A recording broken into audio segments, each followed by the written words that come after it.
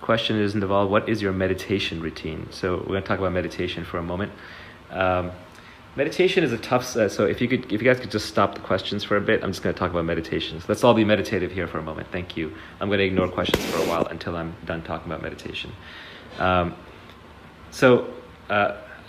literally going to stop looking at the screen while I talk about meditation, so you can stop typing for a little while. Okay, meditation. Meditation is a very complicated thing.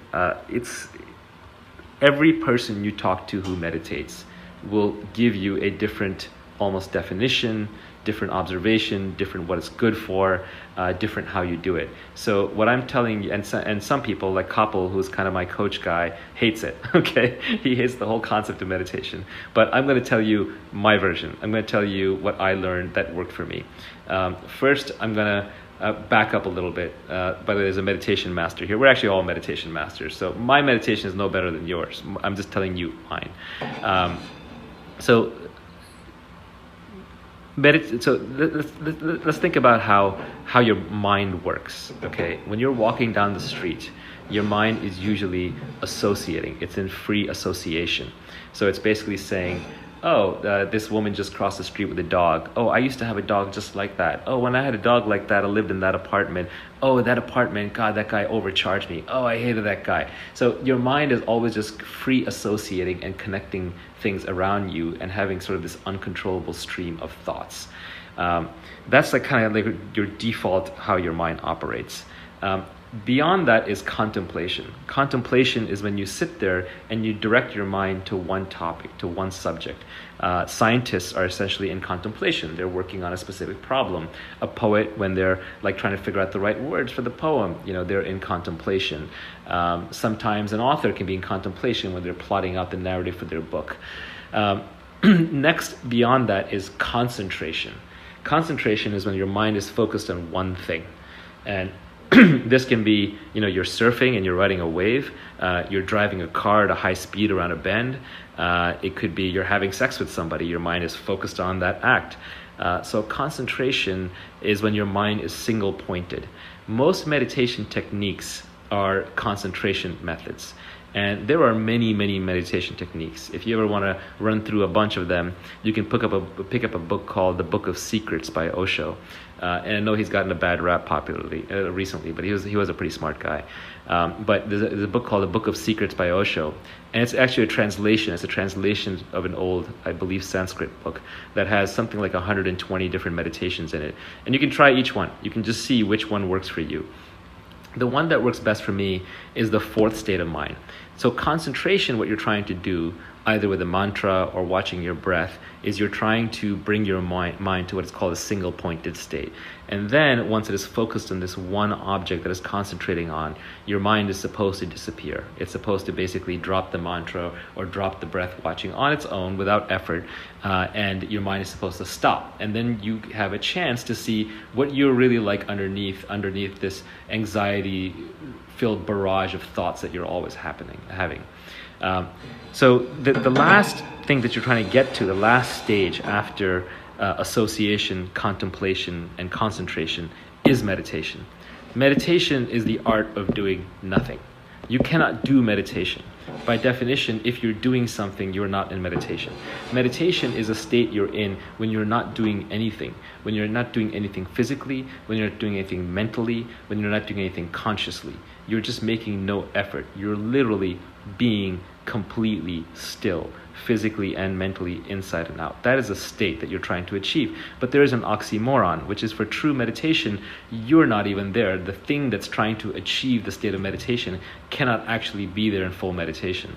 So the method that I learned was basically that you just sit there and you close your eyes, and for at least 1 hour a day, you surrender to whatever happens. You don't make any effort whatsoever.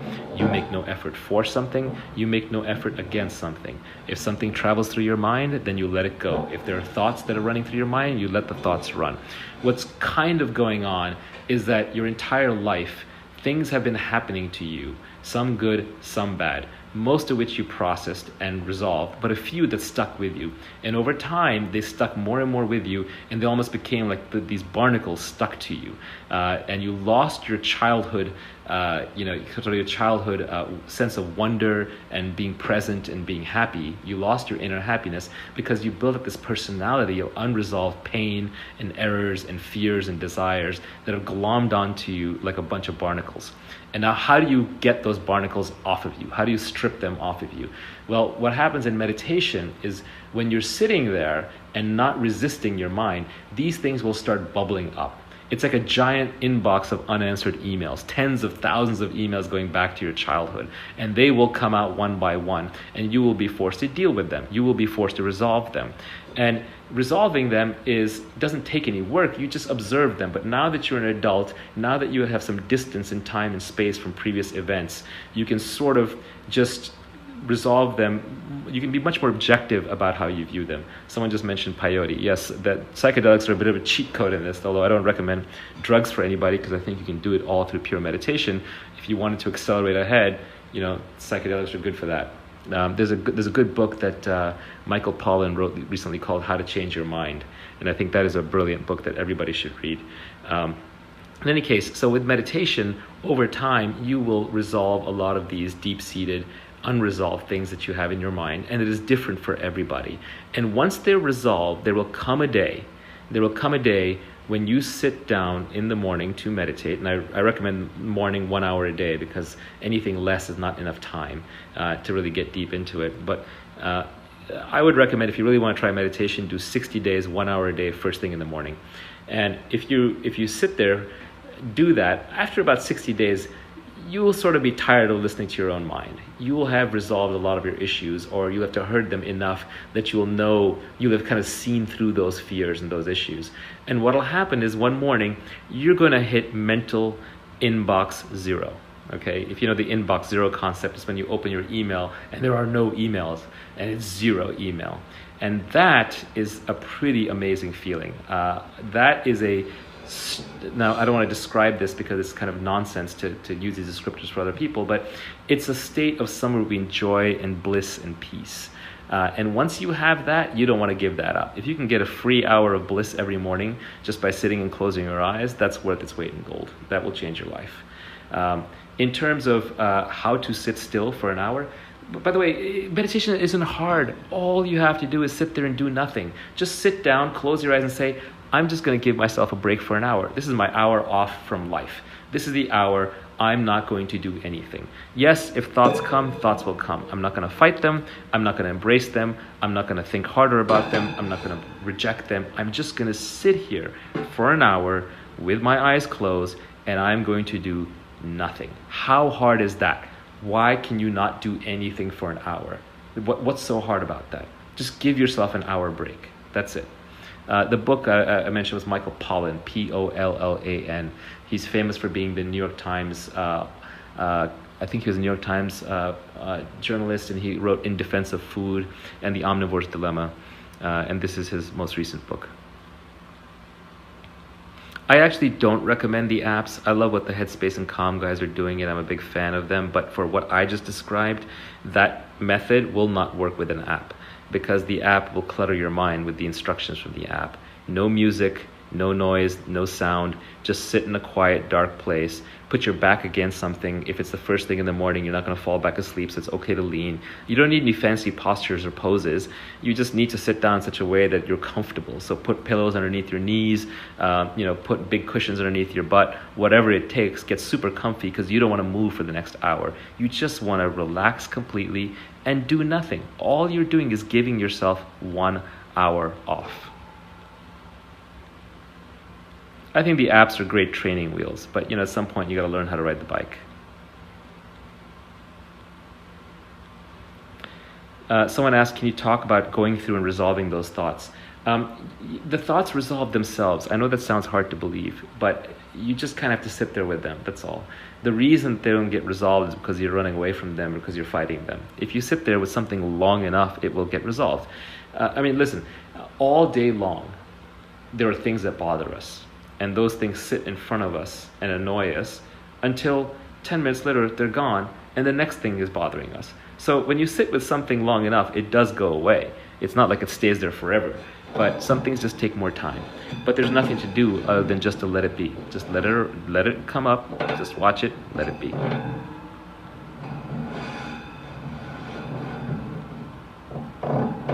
How do you know you've hit inbox zero? Oh, you'll know. It's not subtle. When you hit inbox zero, then meditation arrives. And when meditation arrives, it's just a whole different beast.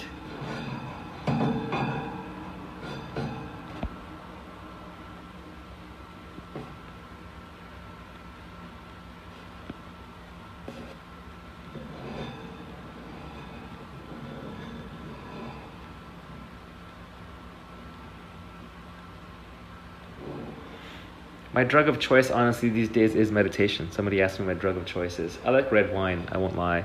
And, living in California, we've all tried cannabis here and there. But meditation is it. That's my main drug of choice. That's the one that I get high on every day. What is the noise behind you? It's a fireplace.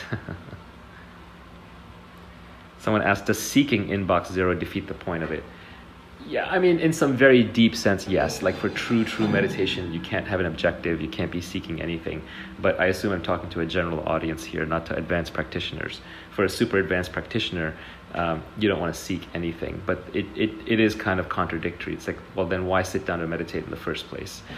You can sound really clever by saying, there's no point to it, you're not supposed to do anything, and there's no reason to do it, nor should you seek it. But then you actually wouldn't do it, so it would defeat itself. You would defeat yourself at the starting line.